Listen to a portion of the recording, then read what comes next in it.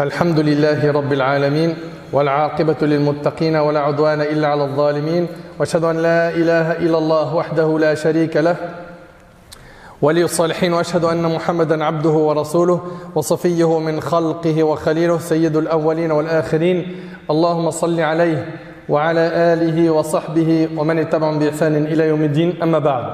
Mes chers frères et sœurs, comme vous le savez, le rappel profite aux croyants. Et la beauté de cette religion est dans sa répétition. Et aujourd'hui, avec l'aide d'Allah Tabarak wa Ta'ala, on va revoir ensemble une histoire que vous avez entendue plus d'une fois, celle du sacrifice d'Ibrahim alayhi salatu wassalam avec son fils Ismaïl. Comme vous le savez, dans quelques jours, nous accueillerons Eid al-Adha, la fête du sacrifice. Et il est important de connaître l'histoire de ce sacrifice. Ce sacrifice, cette bête qu'on va égorger bi'idhnillahi tabarak wa ta'ala, cette sunna a une histoire. Et c'est ce qu'on va bi'idhnillahi tabarak wa ta'ala voir ensemble aujourd'hui. Mes chers frères et sœurs, Ibrahim alayhi salatu wassalam fait partie des prophètes et messagers qui ont été élus par Allah Tabarak wa Ta'ala. Il fait partie des deux amis intimes d'Allah Tabarak wa Ta'ala. Le deuxième ami intime, Khalilullah, c'est le prophète Muhammad sallallahu alayhi wa sallam. Le prophète Ibrahim alayhi salam, il prend son épouse et son bébé Ismaïl, c'est un nourrisson. Et il va prendre donc Hajar, son épouse, et Ismaïl, et va les abandonner dans le désert. Essayez d'imaginer un petit peu déjà à quel point c'est une grande épreuve pour l'épouse de se retrouver avec un bébé dans le désert où il n'y a ni eau, ni nourriture, ni habitation, il n'y a personne qui vit dans cet endroit. C'est donc un endroit désertique. Donc il va quitter les pays du Cham pour se rendre à la Mecque, là où il y aura la Kaaba. Et il va abandonner Hajar, son épouse, et Ismaïl, son bébé, dans cet endroit. Hajar, alayhi salam, l'épouse du prophète Ibrahim, lui pose la question: vas-tu nous laisser ici alors qu'il n'y a rien pour nous, dans cet endroit pour vivre? Elle lui pose donc la question: est-ce que tu vas nous laisser ici? Et là, subhanallah, Ibrahim alayhi salam ne lui répond pas, car lui-même ne connaît pas la sagesse de cet acte. Allahu Akbar. La seule chose qu'il sait, c'est que son Seigneur lui a demandé de laisser son épouse et son enfant dans cet endroit. Mais la sagesse, écoutez attentivement s'il vous plaît, barakallahu fikum. Il ne la connaît pas. Est-ce que cela l'a freiné dans le fait d'exécuter l'ordre d'Allah? Non. Aujourd'hui, malheureusement, on a beaucoup de gens qui te disent: moi, je mettrai en pratique que quand je connais la sagesse qu'il y a derrière. Je ne comprends pas, je ne mets pas en pratique. Alors que ça, ce n'est pas le réflexe que le croyant doit avoir. Le croyant doit d'abord mettre en pratique. S'il arrive à avoir la sagesse de cet acte, tant mieux. S'il n'arrive pas, il continue à mettre en pratique l'ordre d'Allah. Et subhanallah, Ibrahim alayhi salam, donc il est en train de s'en aller. Et là, elle lui pose la question suivante. Elle lui dit: ah, Allahu amaraka bihada. Est-ce que c'est Allah qui t'a ordonné cela? Et là, il lui dit oui. Et regardez, subhanallah, il lui dit quoi? Si c'est le cas, Allah ne nous abandonnera jamais. Allahu Akbar. Allahu Akbar. Si c'est le cas, Allah ne nous abandonnera jamais. Elle se retrouve dans un endroit où, écoutez attentivement s'il vous plaît, il n'y a aucun moyen matériel pour vivre. Il n'y a ni nourriture, ni habitation, ni endroit pour acheter à manger ou à boire, il n'y a rien. Et elle est avec un bébé, un nourrisson. Et sa confiance en Allah, elle était solide. Et c'est ce qu'aujourd'hui énormément de gens dans notre communauté ont perdu. At-tawakkul ala Allah. On s'en remet plus aux causes qu'au Seigneur des causes, malheureusement. Il suffit qu'une personne aujourd'hui perde son emploi pour que tu le vois. C'est pas tout le monde, bien évidemment. Il y a des gens, alhamdoulilah, leur foi elle est solide, leur compréhension du dîn est alhamdoulilah, est clean. Mais certains, ils perdent son emploi pour lui, on vient d'éteindre la lumière de son cerveau. Ça y est. Pour lui, il est perdu. Alors que tu as oublié que celui qui donne, c'est Allah. Que Ar-Razzaq, c'est Allah. Allah Ta'ala dit wa fis sama'i rizqukum wa ma tu'adun. C'est dans les cieux que se trouve votre subsistance et ce qui vous a été promis. Pourquoi tu t'en remets pas à Allah? Que ce soit pour un emploi, que ce soit pour un mariage, pour un diplôme, pour un stage ou autre. Place ta confiance en Allah. Ou bien un tel parmi nos frères ou parmi nos sœurs qui jusqu'à maintenant n'ont pas réussi à avoir d'enfants. Ça fait 10 ans qu'ils ont fait toutes les causes pour avoir un enfant. Et jusqu'à maintenant, ils n'arrivent pas à en avoir. Place ta confiance en Allah. Place ta confiance en Allah. N'aie peur de rien. Allah tabaraka wa ta'ala, il t'abandonnera jamais. Jamais. Subhanallah, le prophète, il a dit, si vous vous en remettiez à Allah comme il le faut véritablement, Allah vous donnerait votre subsistance comme il la donne aux oiseaux. Ils partent le matin le ventre vide et ils rentrent le soir le ventre plein. Tous les matins, il sort avec le ventre vide, tous les jours il mange. Penses-tu que ton Seigneur va t'oublier? Il ne va pas t'oublier. Mais simplement, place ta confiance en lui. Dans ton cœur, quand tu as une épreuve, place ta confiance en Allah. Sache que, après l'épreuve, il y a toujours la délivrance. Place donc ta confiance en Allah. Hajar alayhi salam, elle a dit à son mari, Allah ne nous abandonnera jamais. Allah ne nous abandonnera jamais. On y voit ici une foi solide, une confiance en Allah qui est très forte. Une femme et un nourrisson qui se retrouvent dans un endroit où il n'y a personne, ni nourriture, ni eau. Et avec cela, elle a confiance en Allah. Allah, il ne va pas m'abandonner. Tu t'es déjà retrouvé dans une difficulté, n'est-ce pas? Une impasse. Qu'est-ce que tu as pensé de ton Seigneur? Est-ce que tu pensais du bien de lui ou du mal? Est-ce qu'à ce moment-là, tu avais husn dhann billah, une bonne opinion de ton Seigneur, qu'il allait te soutenir, que ça allait passer, qu'après la difficulté viendra la facilité, qu'après l'effort le réconfort? Ou est-ce que non, au fond de toi tu as commencé à douter de ton Seigneur et le shaitan il t'a eu et tu as perdu confiance en ton Seigneur? Est-ce que tu fais partie de cela? Elle se retrouve dans cet endroit et elle a confiance en Allah subhanahu wa ta'ala. Et subhanallah, il a suffi d'à peine quelques temps après le départ de son mari pour que l'eau de Zamzam jaillit de l'endroit où elle était. Et comment est-ce que cette eau a jailli? Cette femme s'est retrouvée à vouloir de l'eau pour son nourrisson qui lui avait hyper faim. Et donc elle a commencé à faire des va-et-vient entre Safa et le Marwa. Et elle a fait 7 trajets. Et c'est ce qu'aujourd'hui on fait. Quand on fait une Umrah ou un Hajj, on va faire le Tawaf, puis après on va faire les trajets entre Safa et Marwa. Et on en fait 7.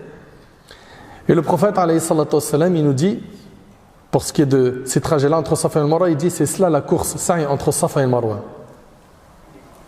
Très bien. Hajar alayhi salam, elle n'a pas perdu espoir en Allah tabarak wa ta'ala, elle a gardé confiance en lui. Et j'aimerais que chaque personne parmi nous qui rentre dans le four de l'épreuve garde en tête qu'après la difficulté vient la délivrance et la facilité de la part d'Allah. Chaque croyant doit garder en tête, même si l'épreuve elle s'intensifie et qu'elle est difficile à supporter, que ce soit une épreuve de santé, de couple, de famille, avec les enfants, ou bien dans le travail, ou peu importe, sache qu'après la difficulté vient la facilité.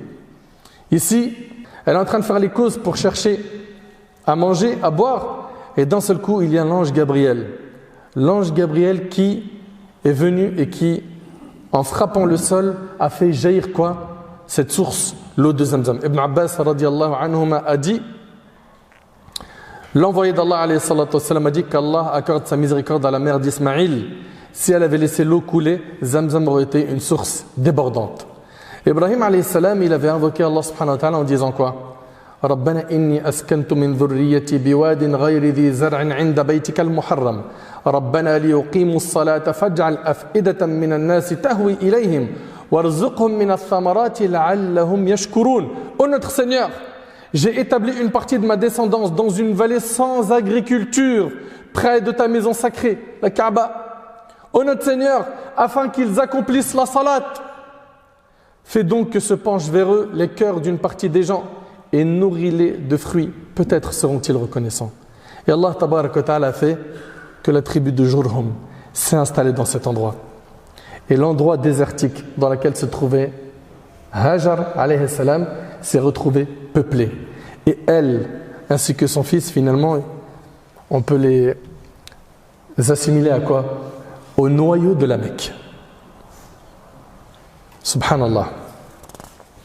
Et ça, c'est le fruit de quoi? De sa patience, de sa certitude en Allah, de sa confiance qu'elle avait en Allah tabarak wa ta'ala. Mes chers frères, mes chères sœurs, Allah tabarak wa ta'ala a éprouvé Ibrahim plus d'une fois. Cette épreuve-là, comme vous le voyez, elle est difficile. Tu dois laisser ton épouse dans le désert. Tu laisses ton bébé, ce nourrisson, dans le désert. Puis le temps passe. Et Ismaël grandit. Et Ismaël devient le compagnon de son père. Il sort avec lui. Il l'aide dans ses affaires. Et le père est heureux de marcher avec son fils. Et vous le savez, pour ceux qui ont des enfants, quand on a un enfant, subhanallah, on lui veut plus le bien pour lui que pour nous, n'est-ce pas? On est prêt à tout sacrifier pour son confort et son bonheur. On veut qu'il soit meilleur que nous. Là, Ibrahim alayhi salam, il est avec son enfant, il est heureux. Et là, subhanallah, il voit un rêve qui est impressionnant. Un rêve qui est une grande épreuve. Dans ce rêve, il voit qu'il doit égorger son fils Ismaël. Et vous le savez tous et toutes que les rêves des prophètes sont des révélations, des vérités. C'est-à-dire quoi? Qu'un prophète, quand il fait un rêve, il doit exécuter ce qu'il y a après comme ordre. Ici, le prophète Ibrahim alayhi salam voit donc cela en rêve. Allah Ta'ala il nous dit فَلَمَّا بَلَغَ مَعَهُ السَّعْيَ قَالَ يَا بُنَيَّ إِنِّي أَرَى فِي الْمَنَامِ أَنِّي أَذْبَحُكَ فَانْظُرْ مَاذَا تَرَى. Puis quand celui-ci fut en âge de l'accompagner, Ibrahim dit: oh mon fils, je me vois en songe en train de t'immoler. Je me suis vu en rêve en train de t'immoler, donc de l'égorger. Vois donc ce que tu en penses. Selon vous, que va dire son fils Ismaïl? Ismaïl alayhi salam, il va lui aussi accepter l'épreuve, comme son père. Et il va dire: قال يا أبتي افعل ما تؤمر ستجدني إن شاء الله من الصابرين. Ismaïl dit: oh mon cher père, fais ce qui t'est commandé. Tu me trouveras, s'il plaît à Allah, du nombre des endurants. Allahu Akbar. Allahu Akbar. Est-ce que tu es d'accord avec moi, mon frère, ainsi que toi, ma soeur, que là, ce qui est demandé par Allah subhanahu wa ta'ala, c'est pas une mince affaire? Est-ce qu'on est bien d'accord qu'ici, l'épreuve, elle est grande, pour le père et pour le fils? Wallahi wa Rabbil Kaaba, elle est difficile. Et demandez à ceux qui ont des enfants. Ils vont vous dire que le sentiment que porte le père et la mère dans son cœur pour son enfant, il est trop grand. Plein d'amour et d'affection. Et donc se retrouver comme ça, à être dans le four de l'épreuve, Ismaïl va accepter l'épreuve. Il va accepter l'épreuve comme son père. Et il lui dit: oh père, fais ce qui t'a été ordonné. Tu me trouveras, s'il plaît à Allah, du nombre des endurants. Je vais patienter. Allahu Akbar. Les deux se préparent à exécuter l'ordre d'Allah tabaraka wa ta'ala.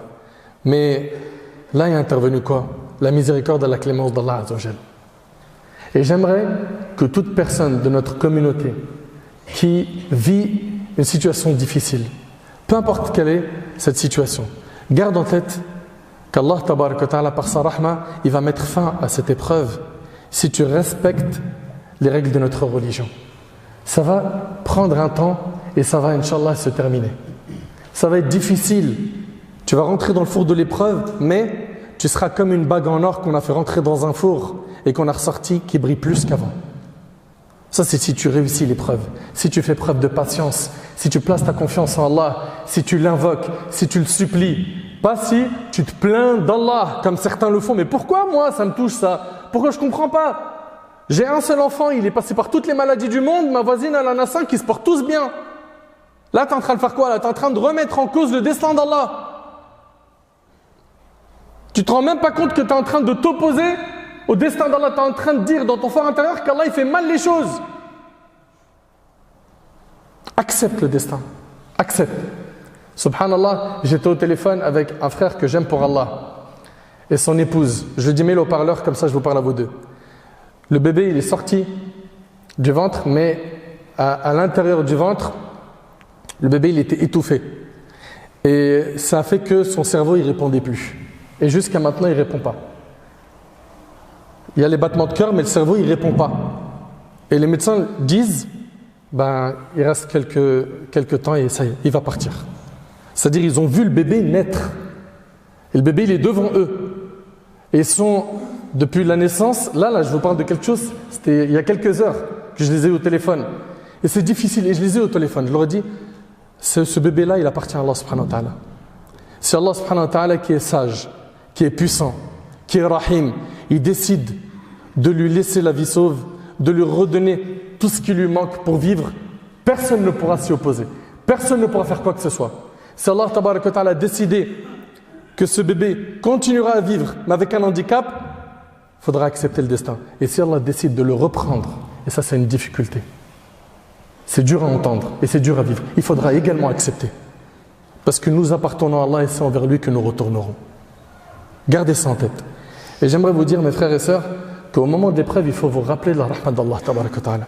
La miséricorde d'Allah. La miséricorde d'Allah ici, elle a touché Ismaïl. Ça y est, il est prêt à être exécuté. Il met le couteau sur sa gorge et ce couteau on connaît sa règle. Un couteau, c'est tranchant, ça coupe. Ce couteau ne va pas couper. Tout comme le feu qui brûle ne va pas brûler le prophète Ibrahim alayhi salam. Tout comme l'eau, normalement on y met un bébé dessus, il se noie. Mais Moussa alayhi salam n'a pas été noyé. Allah tabaraka wa ta'ala il est qadir ala kulli shay. Donc garde en tête que même si l'épreuve elle s'intensifie et qu'elle durcit, la miséricorde d'Allah elle va te toucher bi'idhnillah. Fais les causes bien évidemment pour la mériter, en te tenant droit dans ta religion, en invoquant Allah. Allah il aime voir que son serviteur s'humilie devant lui, qu'il le supplie, qu'il l'implore, qu'il est insistant dans ses invocations. Allah tabaraka wa ta'ala, après qu'il ait mis à l'épreuve Ismaïl et son père, il va enfin ici délivrer le père et Ismaïl de cette épreuve. Et il va faire en sorte que ce couteau ne va pas couper Ismaïl et Allah Ta'ala fera en sorte qu'à la place d'Ismaïl, ça sera un mouton qui sera égorgé. Et c'est donc cette sunna qui est appliquée jusqu'à aujourd'hui, la sunna de notre père Ibrahim alayhi salatu wassalam. Cette fête du sacrifice. Et ici, quand vous réfléchissez un petit peu, subhanallah, Ibrahim alayhi salam, c'est un exemple dans le sacrifice. À chaque fois qu'il a eu le choix entre quelque chose et Allah, il a toujours choisi Allah. Quand il a eu le choix entre lui et son père, Azar, qui lui-même fabriquait ses statues, il a choisi qui? Allah subhanahu wa ta'ala. Quand il a eu le choix entre Hajar et son nourrisson, de les laisser dans le désert et de choisir l'ordre d'Allah, il a choisi d'exécuter quoi? L'ordre d'Allah et d'obéir à Allah. Quand il a eu le choix entre l'ordre d'Allah et le fait d'égorger son fils, il a toujours choisi Allah. Il a toujours choisi Allah, c'est pour ça qu'il a atteint un immense degré de par ses sacrifices. Et quant à nous, qu'est-ce qu'on a sacrifié pour le dîn d'Allah tabarak wa ta'ala? Mon frère, ma soeur, regarde t'as quel âge aujourd'hui? Qu'est-ce que tu as fait pour que la communauté musulmane aujourd'hui, elle avance, elle évolue? Quelle est ta contribution? Quel bien tu as apporté? Qu'est-ce que tu sacrifies déjà à titre personnel pour te rapprocher d'Allah? Salatul Fajr, t'en es où? Les prières à l'heure, la zakat qui est une obligation religieuse, le hajj, combien ils sont nombreux à aller dans toutes les destinations du monde pour prendre des selfies et les afficher en story sur les réseaux sociaux, mais il ne va pas au hajj. Alors que c'est une obligation religieuse pour celui qui en a les moyens. Non, je n'ai pas encore fait le tour du monde. Il a visité la Thaïlande, Bali, les Maldives, New York. Le hajj, c'est un pilier de l'islam. C'est une obligation religieuse. Et jusqu'à maintenant, on en a plein qui mettent les obligations de côté. Pourquoi? La dunya les a grignotés. T'as cru que tu allais vivre éternellement? Vous ne voyez pas? Tous les jours, les gens qui partent et qui nous laissent, tous les âges aujourd'hui sont touchés par quoi? Par l'ange de la mort. Et viendra un jour notre tour.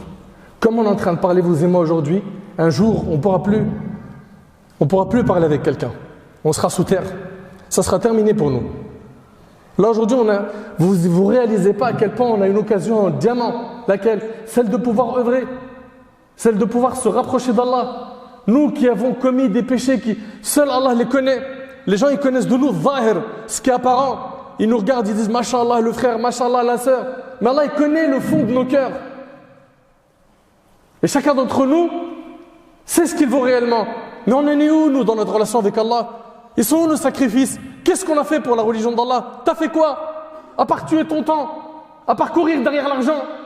Abdullah ibn Abbas, radiallahu anhu, il dit, il n'y a pas quelqu'un qui a autant sacrifié pour la religion d'Allah que le prophète Ibrahim alayhi salam. Son corps, il a été exposé au feu. Allahu Akbar. Son fils à l'égorgement. Ses biens, il les a mis au service d'Allah tabarak wa ta'ala. Il a sacrifié sa vie pour Allah azza wa jal. Allah tabarak wa ta'ala dit wa Ibrahim alladhi waffa, et celle d'Ibrahim qui a tenu parfaitement sa promesse de transmettre. Allah ta'ala il dit inna Ibrahim kana umma. Ibrahim était un guide. Dans le tafsir, il nous dit inna Ibrahim kana imaman qudwatan jami'an li khisal al-khayr. Lidhalika ikhtarahu Allah li khullatihi. C'était quelqu'un qui était exemplaire dans ses sacrifices, dans ses adorations. C'est pour cela qu'Allah il l'a élu, il l'a favorisé, il en a fait de lui un ami intime. Allah Ta'ala il dit Salamun ala Ibrahim, paix sur Ibrahim. Mes chers frères, mes chères sœurs, il faut qu'on se positionne, nous, dans notre vie. On veut quoi de notre vie exactement? Tu penses à quoi? Toi, tu veux quel type de vie? Pourquoi est-ce que tu es sur terre? Il faut que tu te poses les questions existentielles. Qu'est-ce que je fais sur terre? Qu'est-ce que moi j'ai fait des ordres d'Allah? Qu'est-ce que j'ai fait pour m'investir dans la religion d'Allah? Chacun d'entre nous doit trouver sa place. Chacun d'entre nous doit agir et avoir un rôle positif pour nous-mêmes et pour les futures générations. Ahibbatil kiram, n'oubliez pas, en sacrifiant cette bête, qu'on la sacrifie pour Allah tabarak wa ta'ala. On ne la sacrifie pas pour X ou Y personne, ou pour un saint ou un pieux. On ne sacrifie nous que pour Allah tabarak wa ta'ala. D'ailleurs, le prophète alayhi salatu wassalam a maudit celui qui sacrifie une bête pour autre qu'Allah. D'après Ali ibn Abi Talib, le hadith il est rapporté par l'imam Muslim. Allah maudit celui qui égorge un animal pour un autre que lui. Donc gardez en tête, ahibati fillah, que nous on va faire cette adoration. Et dans cette adoration-là, ce qu'on veut, nous, c'est pas simplement distribuer de la viande, manger de la viande. Non, nous, on veut atteindre at-taqwa. At-taqwa, la piété. Pourquoi je dis ça? Parce que en faisant cet acte, tu es en train de faire quoi? De te conformer à une sunna. En te conformant à cette sunna, tu es en train de chercher la satisfaction d'Allah. Allah Ta'ala dit Lan yanala Allah luhumuha wala dima'uha walakin yanaluhu at-taqwa minkum. Donc ici Allah Ta'ala dit ni leur chair ni leur sang n'atteindront Allah, mais ce qui l'atteint de votre part c'est la piété. Il faut vraiment faire le nécessaire pour demander à Allah de nous accorder la piété et d'avoir ça comme objectif, d'être pieux, parce que le paradis Allah il l'a préparé pour les pieux. Allah Ta'ala il dit j'ai préparé pour mes pieux serviteurs ce que nul œil n'a vu, aucune oreille a entendu et aucun cerveau ne peut imaginer. Personne ne peut imaginer ce qui est au paradis. Et ce qui est au paradis Allah il l'a préparé pour les pieux. Et à chaque fois que vous allez voir les actions qui nous ont été demandées, c'est pour atteindre la piété. C'est pour atteindre la piété, c'est donc notre objectif. Fais le nécessaire pour être pieux. Pour cela, il va falloir sacrifier. Sacrifier de ton confort, sacrifier de ton sommeil, sacrifier de ton temps, sacrifier de ton argent. Tu ne dois pas vivre comme les gens qui n'ont pas d'objectif ou qui vivent en étant insouciants, qui ne pensent pas à l'au-delà. Qui vivent au jour le jour, qui tuent le temps, qui gâchent leur temps dans les réseaux sociaux à regarder du haram, à se remplir les yeux de quoi? De ce qui met en colère Allah tabarak wa ta'ala, à se remplir les oreilles de ce qui met en colère Allah, à prononcer ce qui met en colère Allah.